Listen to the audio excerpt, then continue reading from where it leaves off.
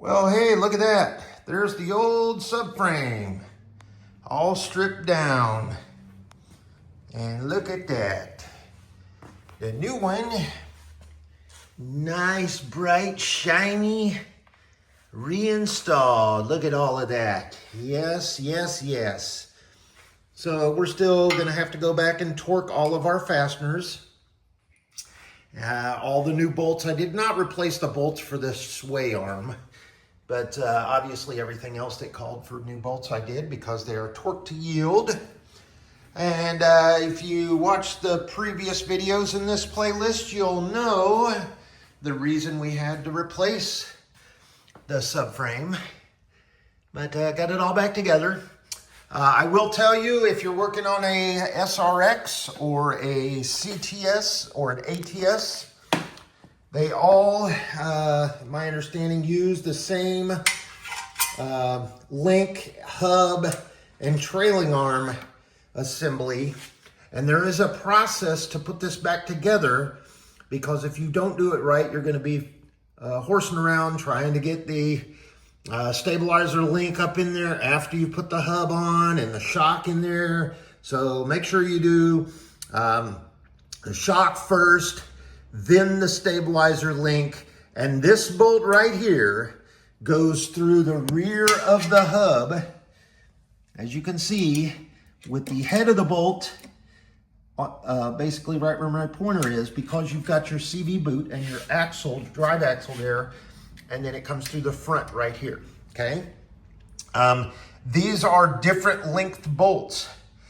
As well as the one up underneath there for this stabilizer link. So make sure that you use the correct length bolt, the correct size bolt. This one here goes pretty much from here all the way through your trailing arm, your hub, your downlink here, your dog collar, dog bone, all the way back to there. Now, I was able to find a subframe directly from the dealership. And they got it from Lansing, Michigan, as you can see right there. And there's all the part numbers. I got it here in Folsom, California, from the Folsom Chevrolet. I bought it online and had a substantial discount, but this was an overstock item. So when you go to the dealer, ask if they can contact the overstock warehouse if you're dealing with a 7, 8, 9, 10-year-old or longer or older vehicle, and they'll check out for American cars, like in most of the GM vehicles, the overstock warehouse is in Michigan, whether it be Detroit or Lansing, but they'll be able to get you some parts for pretty decent discounted parts pricing. Now, with the subframe, as you'll see, it does have the bushings for the frame mounts, and this is the old one, but I'm going over this as an example. The new subframe comes with the bushings for the frame mounts. It does not come with any of the bushings for the sway arm that would be mounted here. And it also does not come with the bushings for the transaxle and the rear differential. So these right here are pressed in and they are discontinued. So you either have to find them on eBay or go to the overstock warehouse through your local GM dealer, Chevrolet, Cadillac, and they'll be able to order from the overstock warehouse, and that's what I did. So I have two coming, and then I went ahead and put the subframe in there, because basically you'll just set these in there, put a plate steel over it, and then air hammer them in, and that'll set those proper depth. And then obviously the reusable bolt, the bolts are not reusable. So I've got one here just sitting because I know the length and the pitch of the bolt that needs to go back in. So, and it also doesn't come with any of your fasteners, okay? Whether washers or your bolts for any of your trailing arm, your swing arm, your stabilizer, your tension bar, any of them. But it does come with the pressed in rubber bushings, and that's cool. Just for the frame, but I don't know why they didn't put them in for the transmission. Riddle me that back, man. Alrighty, so we've got everything back together. We routed everything correctly, took pictures before and after. And now all that I need to do is go back in there and for the torque specifications, go and torque all of our bolts. And they are, like I said, torque to yield bolts. So you do basically, you know, as an example, 75 foot-pounds, 100 nanometers or what have you, and then plus like 90 degrees or 50 degrees or what have you, because that sets your final torque. Now, we are still waiting on our timing chain kit. So nothing in the engine bay has been changed since our last video. It is due to arrive here tomorrow, and then at that point I'll make sure everything that is included in the kit, and then I'll take off the valve covers and the timing chain, and then the harmonic balancer down there at the end. I did go ahead and use the Felpro timing chain gasket kit. It comes with your RTV, the water pump. It even comes with the crank seal, as well as your gaskets for the tensioners. Now, I'm probably not going to need these out of this kit because they will come with the timing chain kit, so doubled up on them.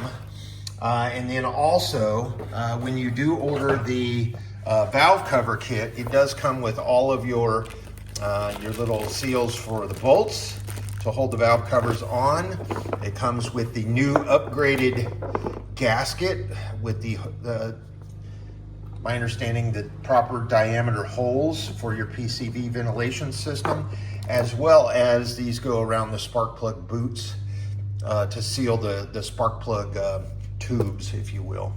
And they are going to ask you if you have the plastic valve covers or the aluminum valve covers. There is a difference in the gasket, and what it is, see the depth there, that actually inserts into the valve cover, and that's a different thickness here to here if you have the plastic versus the aluminum, like on this particular engine here, okay?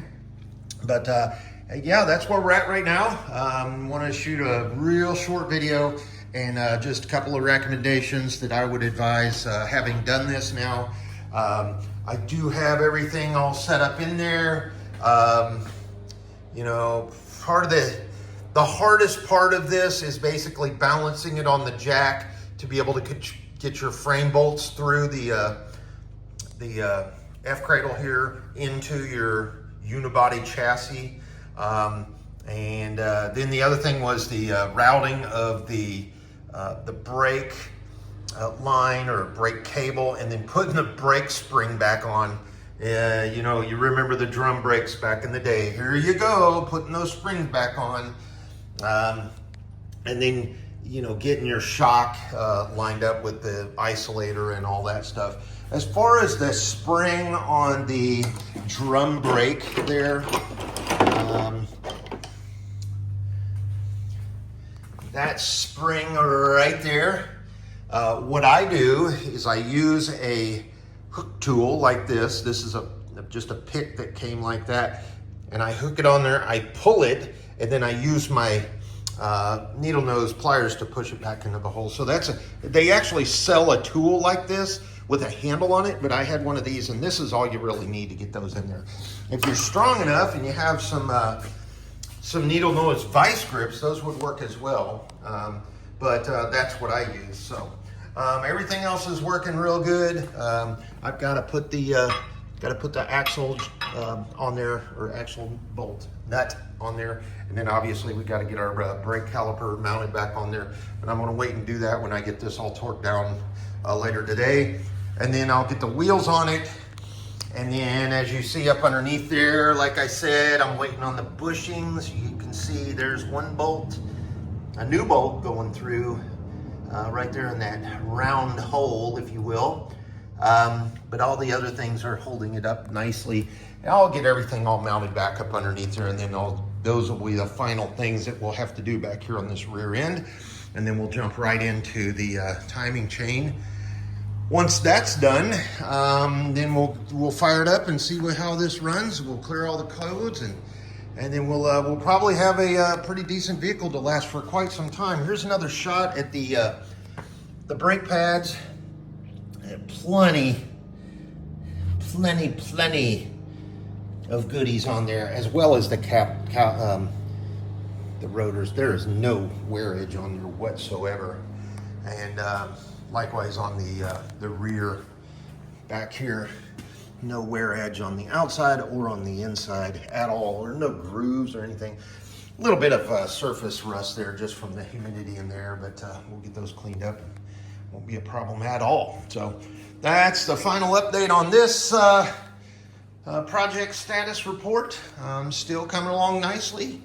And once we get, like I said, we finish up here, we'll get that timing chain in there, run it a little bit, get it all, and then we'll jump back here and we'll do some body correction. I still need to jump into the DMV and get all the paperwork taken care of. And if you've watched my previous videos, I'll probably do another one of those progress and process videos as far as the paperwork here in California on how to re-register and get a title for a salvage vehicle. They are actually now on your registration little certificate that you mail back to get the stickers for your license plates. They're actually putting salvage on there on the registration receipt. So the little slip you keep in your car. So that's new. We'll find out if there's any other changes because it is a new year. We're in 2025 now, and something may have changed. And something may not have. And I don't know what the costs are going to be to register. This is considered an SUV. It's a little bit more heavy than our previous cars.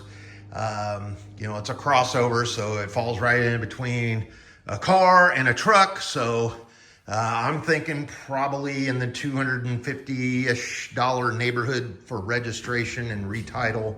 And then annually, it'll probably be about $140 a year to get the sticker for the license plate. And then obviously we got to get it smogged every 2 years here. So that is the progress update for now. We got, like I said, we've got our new subframe in there.